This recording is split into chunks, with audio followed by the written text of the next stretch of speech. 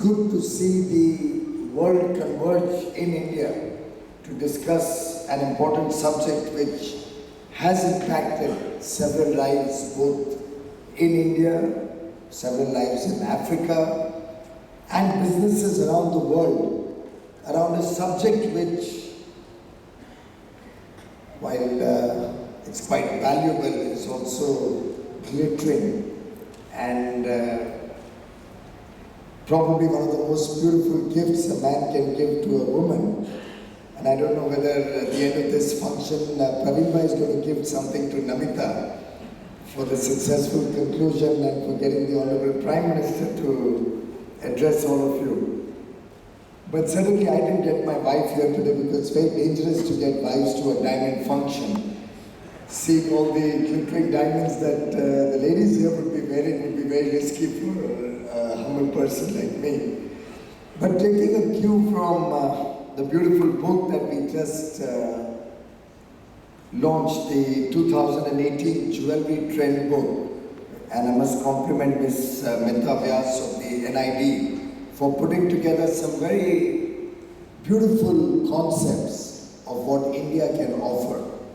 I think we will have to reorient our own industry, our own way of doing business to add a different sort of value to this industry. I was just listening very carefully to Russell's very interesting introspective analysis of what's happening in the industry.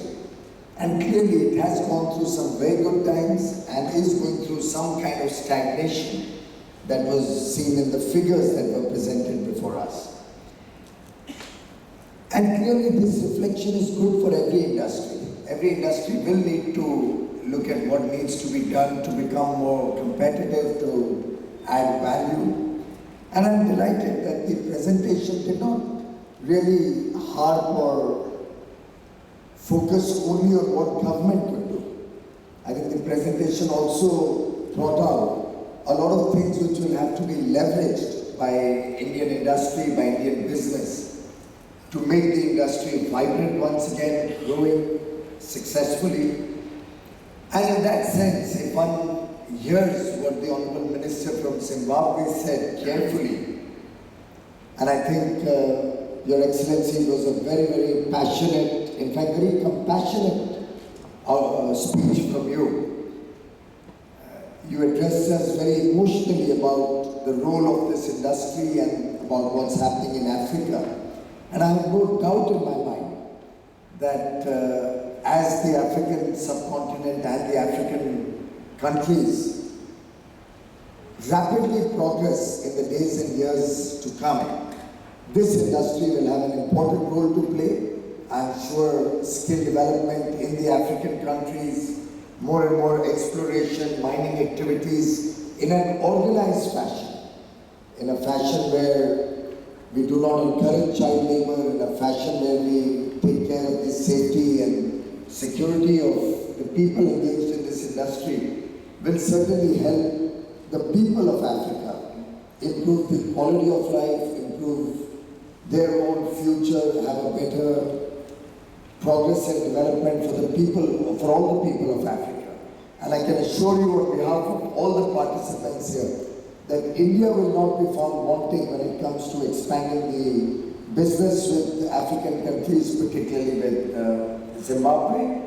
We deeply value the strong bonds of friendship and relationship between the two countries. We thank you for your support on several international fora and reassure you that Indian companies and Indian people will never ever think of exploiting what is available in Africa. We will only think in terms of supplementing and supporting the great strengths. In fact, you're also celebrating 50 years of this council and almost 19 years since you became an autonomous council now.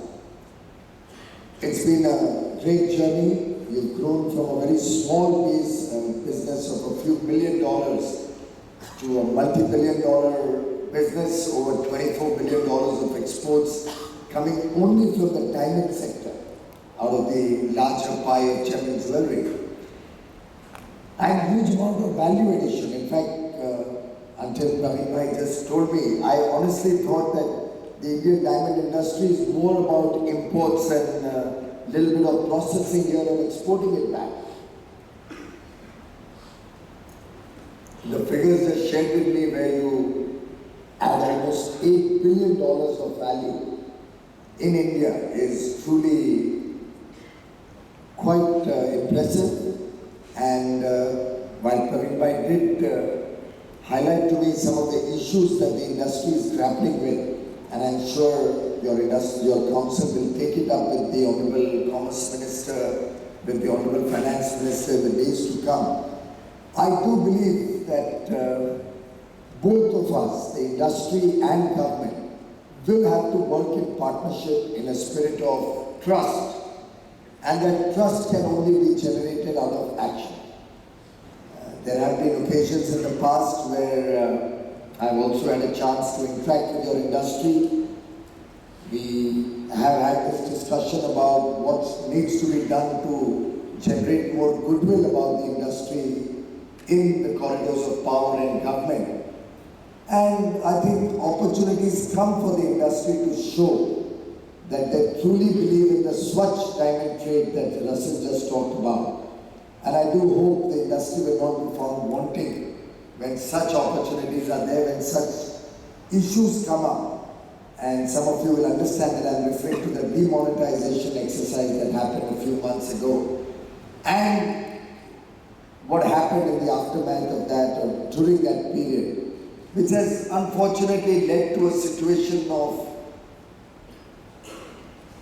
not being able to bring in the kind of flexibility and the kind of simplicity in laws that one would have liked to see in the industry. And I do hope everybody will reflect on it. I do hope the industry participants will also see what needs to be done to once again bring in that element of trust between government, the authorities and industry. I had raised this issue, if you recall, when we met in Jaipur. And I don't know why you still invited me today after all my comments in Jaipur. I would have thought that's the last time you would ever have me on a function of the gem and jewelry trade.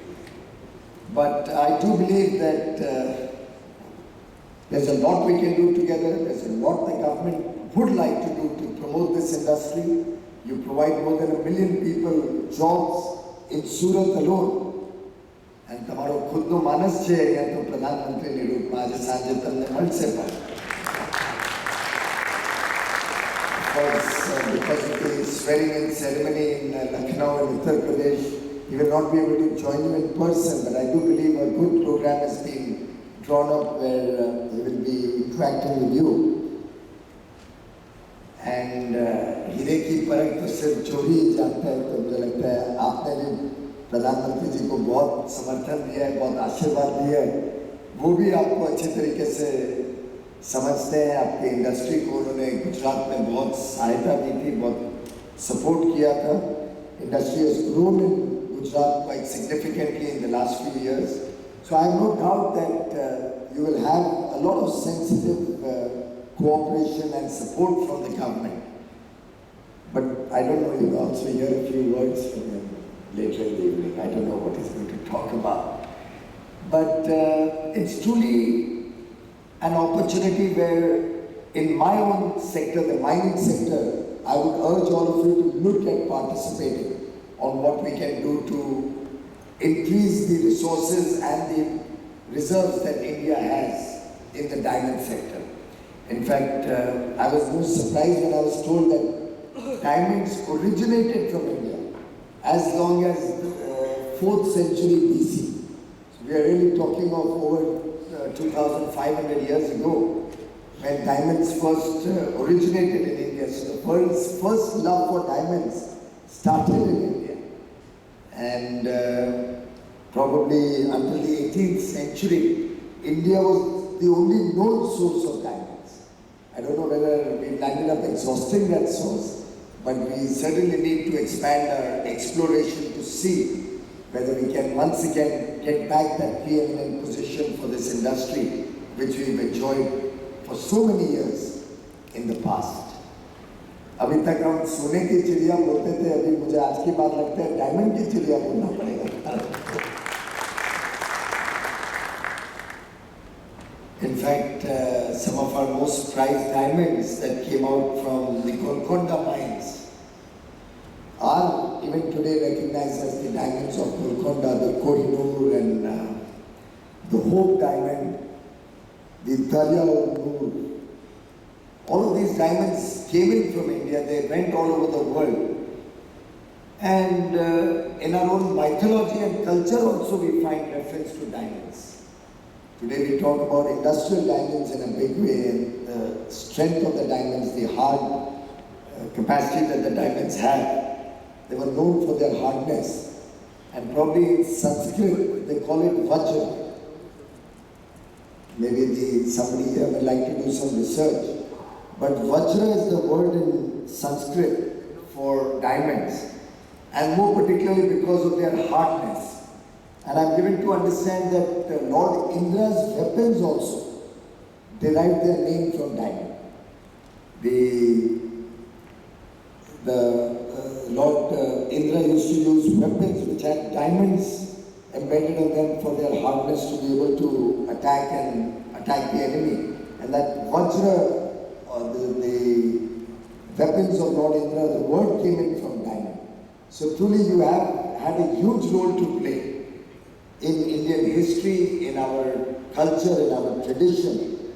And now you have an opportunity to further take this engagement to greater heights. Even now, with almost 70% of the world's supply of diamonds in terms of value originating or at least processed and polished in India, I think we have a great opportunity in India.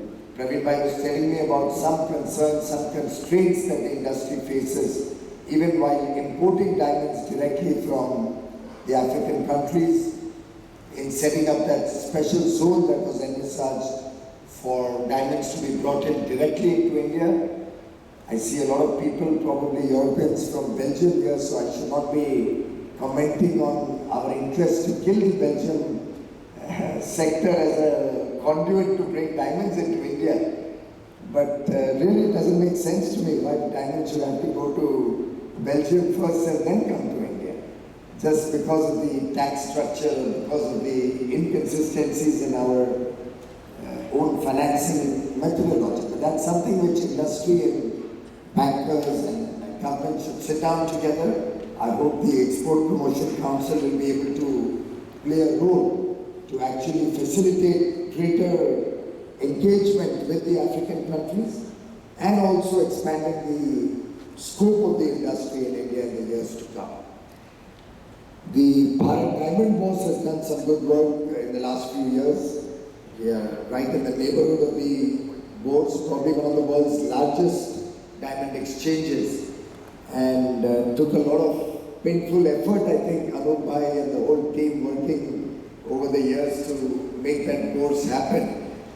But I've had some good interactions at the bourse in my visits in the past.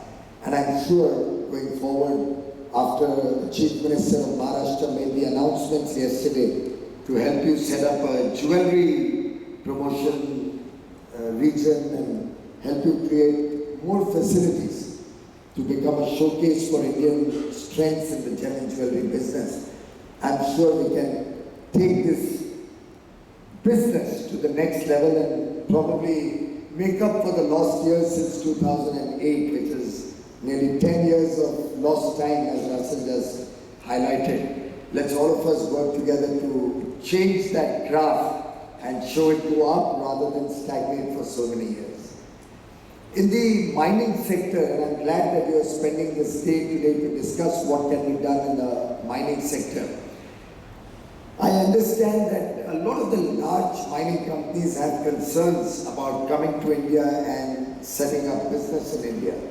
And that emanates from the fact that we do not give a combined prospecting cum mining license. The new amendments in the MMDR Act do not permit us to give a license where the person who's exploring for a mine can also exploit that mine should he find the diamonds. And I do agree that has been the typical way businesses happen across the world. But then there are a lot of things we are doing in India differently than what happened in the past, and in many cases successfully. So I think this is another area where India plans to change the rules of the game in terms of exploration. And I'll share with you the reason why this amendment has been done, this change has been done. In fact, it may be interesting for the minister from Zimbabwe also to consider what implications it has for Africa. The moment we are giving an exploration cum mining license, in effect we are transferring the risk of exploration to the mining company, and the upside of getting any diamond reserves or any other mineral reserve being found on that, out of that exploration remains with the mining company for several years thereafter. But in the process, there is a huge ability to game the system, to bring in corruption, to bring in extraneous elements into the system. So when we are giving a license which allows you to prospect and then exploit a particular area, effectively the government gets the ability to choose who will be given that mine and to choose which will be a potentially good mine, a potentially good reserve area, and give it to a person of choice, which could also lead to corruption. And as you are all aware, this government led by Prime Minister Modi has focused its efforts to eliminate corruption, to eliminate discretion in the working of government. And we would like the entire process to be most transparent and to be in a manner where the benefit of these natural resources, the benefit of whatever natural wealth India has, is used to serve the poorest of the poor, to give them a better quality of life, and the revenue out of these reserves are expected to work for the benefit of the poor. And I'm going into this detail only because the Honourable Minister from Zimbabwe talked about the African countries and about poverty there and about a better life for the poor of Africa. We have a similar situation in India. The glitz and glamour that you see today does not necessarily reflect the real India that lives in its villages, that lives in the villages of Uttar Pradesh, in the villages of Odisha, in the villages of Jharkhand, or the villages of Chhattisgarh and Madhya Pradesh, where most of the diamond mines are also located. And therefore, what we plan to do is to have a separate contract for exploration, where we will not give the risk to the exploration companies. We will pay for the exploration, whatever it costs. And exploration is not a very expensive business. Over the years, the mining companies have, on the garb of the risk of exploration, probably exploited the places where diamonds were there, and used this garb of, oh, we are taking a very big risk, and therefore we should have the full right to exploit the mine for 30 years or 50 years or 100 years, because we took the risk. We are moving that needle. We are saying the government, if necessary, will take the risk of exploration. Or we will pay for whatever are the exploration contracts that are given. And we are even going to incentivize the companies which do the exploration work. So should they find diamonds, should they find some good reserves of minerals out of the exploration work, we'll give them some incentive for the effort they put in, even beyond their costs, even beyond the cost of exploration. So we'll have two separate contracts, a contract which pays for the exploration. It will have an element of incentive should that exploration come up with a valuable reserve. All the data that comes out of exploration or prospecting will be put transparently in public domain. It will be available for all of you to see what is the findings of that exploration. And then we will have a bidding process where everybody will have a chance to participate. Everybody will have a chance to be a part of the exploitation of that reserve. You can study the data that we find out of exploration. you can infer from that what is the potential revenues, what is the potential business, what is the potential value that each of these mining areas has.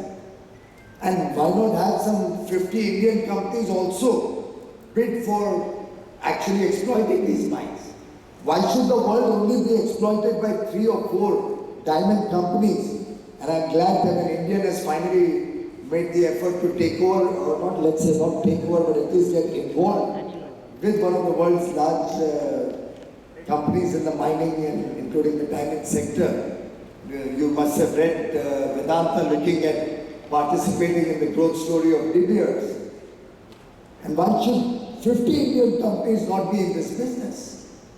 Why are you finding yourself dependent only on 3 or 4 large companies? I don't know whether I'm being inappropriate.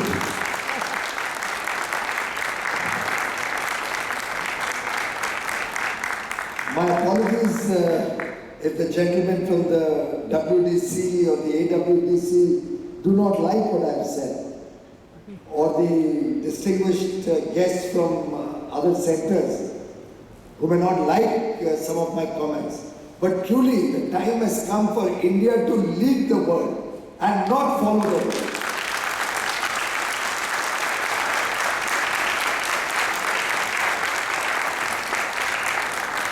You need not live in the lost glory of 2000 years ago or 1000 years ago and take happiness and pride in what we were once upon a time.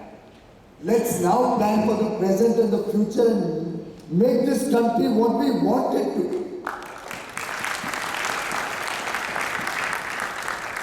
And therefore, we are going to explore the mineral wealth of this country at cost, even with an incentive structure for those who help us in the exploration process. And then we'll invite everybody, both Indian and international, to come and bid in an honest, transparent bidding process for exploiting those mines. And the revenue that comes out of those mines, out of the bidding process, will go to serve the poor of this country, will go to give them a better quality of education, will go to give them electricity, will go to give the poor a decent shelter on their head.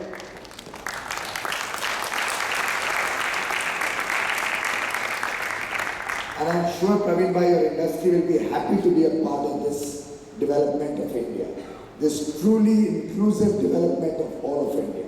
And I would urge the African countries to also revisit your own way of doing business on the mining sector. Because truly, it pains me, and I would like to share with all of you, I go all over the world, we discuss in the United Nations, we discussed in Paris at length, we discussed at Davos about caring for the world, about caring for the developing world, caring for the underdeveloped world. And then what do?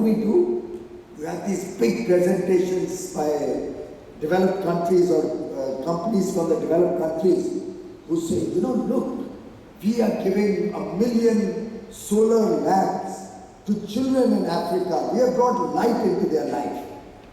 One solar lamp, it costs $10. In fact, $10 is also an exaggerated price. I think if you do it in volume, it should cost probably $4 or $5. You give them a $10 solar lamp in a impoverished or a very backward country in Africa, and you take pride in yourself that you have brought light into the life of an African, you have given them connectivity, you've given them a solar lamp, and then they say, you know what, we put a mobile charging socket. So that's great, we've done 2 things, we've given them mobile charging and 1 solar lamp. Is that what true development of the world is? I would think if we really want to develop the world, first we stop the waste that is there in the Western world. We stop the lights glittering all over the capitals of America and Europe, which waste tons and tons and thousands of energy sources, leading to all the pollution, all the greenhouse gases that the world is worried about today. We save all the waste that we see in the developed world and give a good quality life to the people of the world who are left behind in this development process. not just by giving one solar lamp, but if at all we have to give, let's give them energy access, which gives them access to the whole family, which gives them access to have better cooking mediums, which gives them access to lead a better quality of life in terms of health care, in terms of education, in terms of adequate supply of electricity, in terms of better sanitation facilities. That's true inclusive development of the world. And I think when we give out these mines through an auction, through a transparent bidding process, that revenue will go to serve the people of India, to serve the poor of India. And that's the process this country is going to follow. I would urge even the mining companies which are engaged in mining in a big way internationally to look at participating in both aspects, the exploration, prospecting aspects separately through a contract, and then to look at mining through efficient modern methods to bring that mineral wealth out, make India's provider of diamonds to the rest of the world, push up the possibilities of business for your trade, and hopefully then that $8 billion of value addition that you are doing will become an $18 billion of value addition in the next 5 years, and then further growth.